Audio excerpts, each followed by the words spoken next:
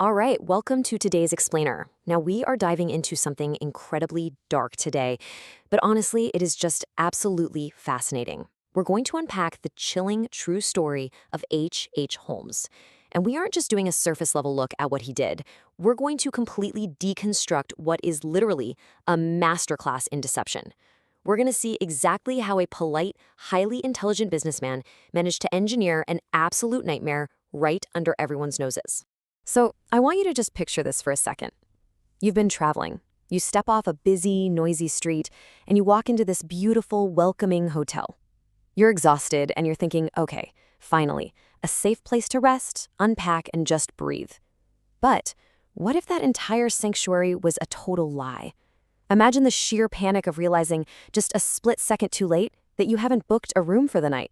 You've actually stepped right into a carefully engineered trap designed by one of the most dangerous minds in history. To really wrap our heads around how this even happened, we have to look at the environment of the time. We're talking about a booming, fast-growing Chicago right around the turn of the century. The city was expanding at lightning speed, and most importantly, it was pulling in literally thousands of new, unsuspecting visitors. It was chaotic, it was bustling, filled with fresh faces every single day.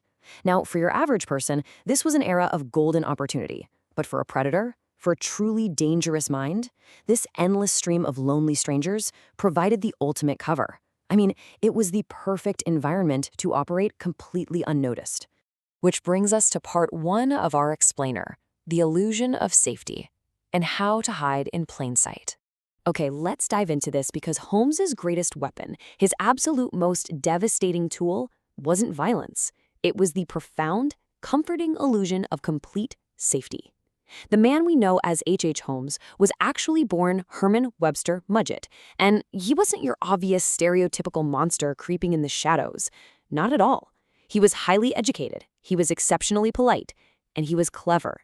He deliberately weaponized this calm, collected persona to gain absolute trust from basically everyone he crossed paths with. He was exactly the kind of guy you trust with your life without a second thought. Moving on to part two, the man behind the mask, a terrifying duality. You see, there was this massive, terrifying contrast to his existence. It's like flipping a coin. On one side, you have the facade, the educated, polite, incredibly charming businessman. People genuinely liked him. To his neighbors, he was just a regular, upstanding hotel manager. Actually, scratch that, he played the role of the perfect neighbor flawlessly. But then, you flip the coin to the reality, a manipulative, utterly ruthless killer harboring a darkness so deep that criminal psychologists are literally still studying his methods today. And this duality wasn't just a quirk, it was a highly calculated strategy. Holmes didn't just strike at random, he actively targeted the vulnerable. He was looking for young women, solo travelers, people coming to the big city looking for a fresh start or even love. He'd use that signature charm to offer them a job or a seemingly safe place to crash. They honestly believed they'd found a friend in this big, intimidating city. But Holmes, he had zero intention of helping them. To him, they were simply prey. So let's step into part three, inside the murder castle. An absolute nightmare. From the street, the building looked totally mundane. A perfectly normal, welcoming hotel. No weird Gothic architecture, no obvious red flags. It didn't look like a fortress or a dungeon.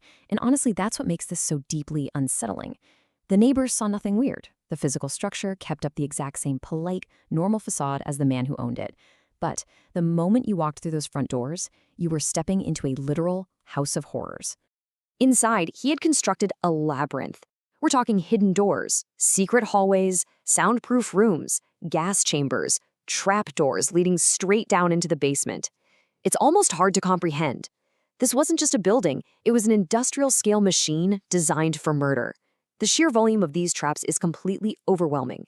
Every single hallway, every door, every staircase, it was all manipulated and controlled by Holmes. And once he lured his victims inside, that was it. They were locked in.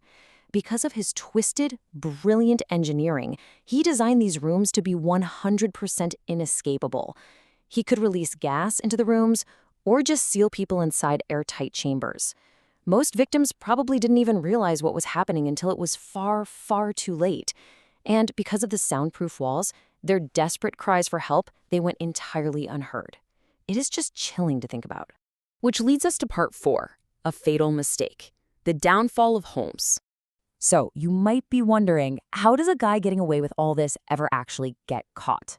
Well, the great irony here is that it wasn't the horrific murders that finally exposed him. It was greed. Pure, simple greed. Holmes didn't just have a compulsion to kill. He was also deeply tangled in financial crimes. He was constantly spinning up fake identities and these incredibly elaborate schemes to cash in on insurance fraud. He dodged suspicion for years, but ultimately, his absolute obsession with money became the fatal error that brought him down. His whole house of cards collapsed, and when it did, it collapsed fast. It started with one sloppy insurance scam. He made a mistake, an insurance company got suspicious, and that triggered an investigation. As investigators started peeling back the layers of his past, they were just floored by what they found. This led police to finally search the castle, and once they were inside, well, they found the hidden rooms, the devices, the undeniable evidence of what he'd been doing. This kicked off a rapid chain of events, ending with his execution in 1896. Now, during his arrest and the trial, his behavior was, well, it was exactly what you'd expect from a psychopath. Chilling. He remained completely calm, emotionless. He eventually confessed to some of the crimes, sure, but experts and historians pretty widely agree the real death toll was way, way higher than he ever admitted. That mask, the one of the polite, friendly businessman, it never really slipped. He never panicked. He just sat there with this terrifying, blank composure. But this time, charm wasn't going to save him. The court found him guilty. Let's look at Part 5, The Legacy of Deception, the aftermath of the murder castle. So, in 1896, H. Holmes was sentenced to death by hanging. And when the day of his execution finally arrived, nothing. No fear, no breakdown. Even as he was quite literally staring at the gallows, his final moments ticking away, he claimed he was innocent. He completely, stubbornly refused to take full responsibility for the nightmare he built. But words don't change facts. The evidence, the missing people, and the sheer architectural horror of that building, they told the undeniable truth. Interestingly enough, the physical evidence of his crimes, it didn't stick around long. The murder castle itself later burned to the ground under highly, highly mysterious circumstances. But while the physical bricks and mortar were gone, the legend spread like wildfire. It was permanently cemented into history. Today, he's widely considered one of America's first and absolutely most terrifying serial killers. That burning castle remains this incredibly dark testament to human manipulation. And this brilliantly illustrates a really terrifying truth that I want you to take away from this. Evil doesn't always appear obvious. Sometimes it hides behind a smile. Holmes didn't act like a monster. He didn't look like one. He used a warm, friendly smile as a weapon, just waiting for the absolute perfect moment to spring the trap. That right there is what makes his story so enduringly terrifying. Which leaves us with this final, kind of unsettling thought to chew on. When the absolute worst monsters in our world aren't hiding in the dark alleys, but are instead hiding right in plain sight, behind a good education, a charming personality, and a polite smile, how well do you truly know the people you trust? It's wild to think about. Anyway, thank you so much for joining me for this explainer. Keep questioning, keep learning, and I will see you in the next one.